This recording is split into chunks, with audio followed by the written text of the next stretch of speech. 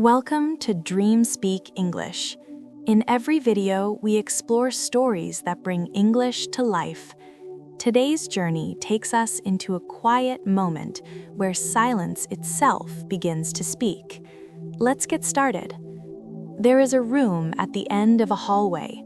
The door stands slightly open. Moonlight falls through the window in a single stripe across the wooden floor. The room waits in perfect stillness. No one has entered for hours. Silence lives here the way water fills a glass, touching every corner, resting on every surface. A woman appears in the doorway. She does not turn on any lights. Her silhouette stands dark against the pale glow from outside. She walks slowly across the room, her footsteps making almost no sound. She reaches the window and stops there, looking out at the empty street below. Her hands hang loose at her sides. Her shoulders carry no tension. This is the shape a human takes when fighting has stopped, when questions no longer demand immediate answers. In old Japan, people built rooms like this on purpose. They called them ma, empty spaces between things. The emptiness itself became important. The silence became a guest. People would sit in these rooms and simply breathe. They discovered something essential. When you remove noise, your mind begins to change. Scientists today study what happens to the human brain in silence. When sound disappears, certain patterns in the brain slow down. The quick, jumping thoughts begin to soften. The part of the brain that worries about the future grows quieter. The part that remembers the past relaxes its grip.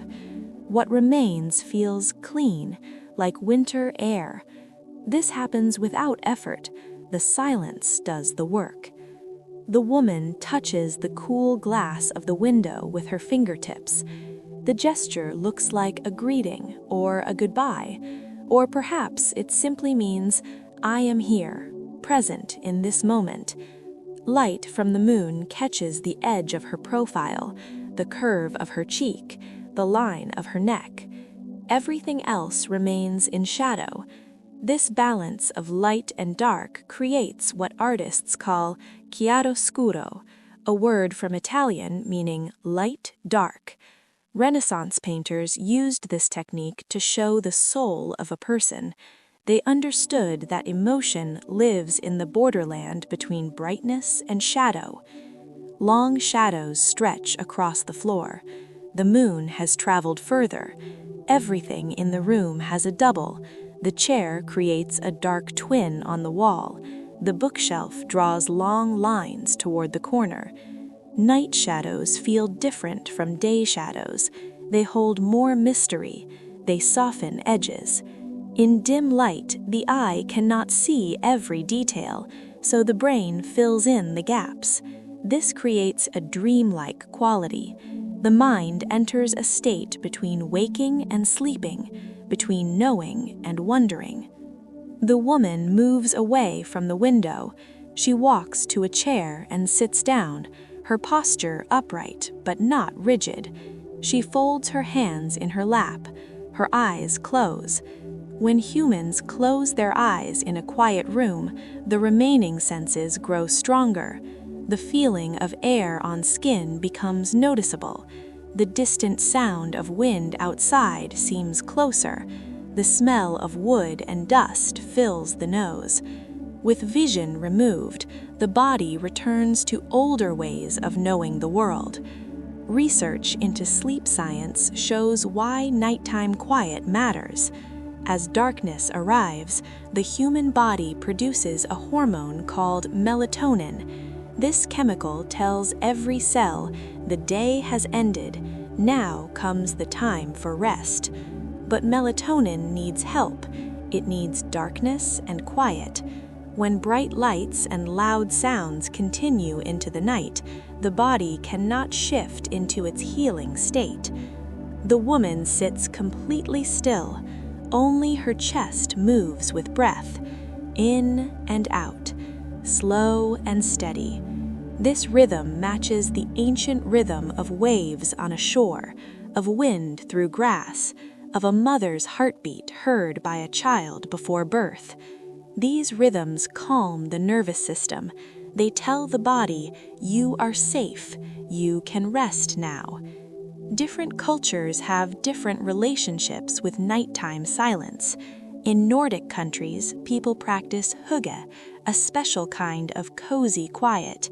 They light candles, sit in dim rooms, and let conversation fade into comfortable silence. Quaker communities in early America held meetings in complete silence. Everyone sat together and no one spoke unless silence itself seemed to ask for words. They believed truth lived in the quiet spaces between thoughts. The room itself has a shape that supports stillness. The ceiling rises high above. The walls stand at right angles, simple and clean. The furniture sits spaced apart. Everything has room to breathe. Architects throughout history have understood how space creates feeling. In cluttered spaces, the brain works constantly, jumping from object to object. This creates stress. In simple spaces, the brain relaxes. Calm spreads inward. The woman's breathing slows even more. Her head tilts forward slightly. She drifts towards sleep while remaining in the chair, held by stillness, cradled by shadow and moonlight. In psychology, this state has a name: soft fascination. It describes what happens when we look at things that interest us gently, without demanding full attention.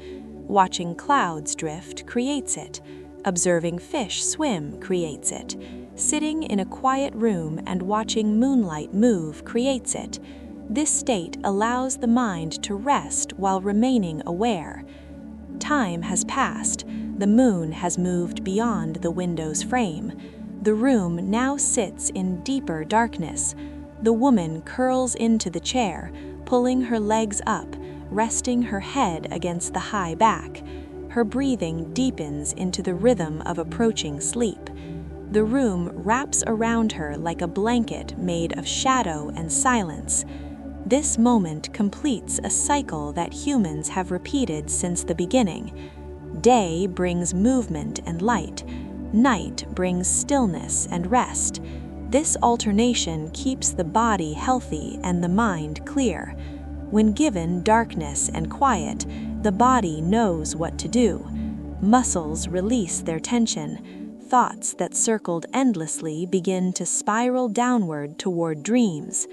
The brain shifts from beta waves, the fast pattern of waking thought, to alpha waves, slower and more peaceful, then to theta waves, the waves of meditation and early sleep. Finally, delta waves arrive. These are the slowest of all, the waves of deep sleep, the waves that allow the body to heal itself fully. The woman's breathing has become so gentle it barely moves her chest. She has crossed the threshold. Sleep holds her now. In this darkness, in this silence, healing happens. Memories consolidate. Emotions process themselves. The body repairs small damages. The immune system strengthens. The heart rests at its slowest, most efficient rhythm. Ancient peoples knew about this healing power of night stillness. They told stories of sleep as a visit from a god, as a journey to another realm, as a small death and rebirth each day. These stories carried truth. The person who closes their eyes at night and the person who opens them at dawn are not quite the same.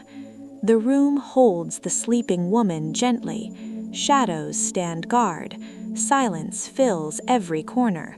This moment could last forever. This moment could end in a breath. Outside, dawn will eventually come, bringing light and sound and the return of day. But not yet. Not now. Now belongs to stillness. Now belongs to rest. now belongs to the quiet conversation that happens when humans finally stop speaking and listen to what silence has been saying all along. The woman sleeps, the room watches. Stillness speaks in the only language it knows, the language of peace, of patience, of presence, the language that asks nothing except that we pause, that we breathe, that we let go. Thank you for spending this quiet time with us. If this story brought you peace, please subscribe for more nighttime journeys. Leave a comment below telling us what stories help you rest. Until next time, may your nights be filled with gentle stillness. Sleep well.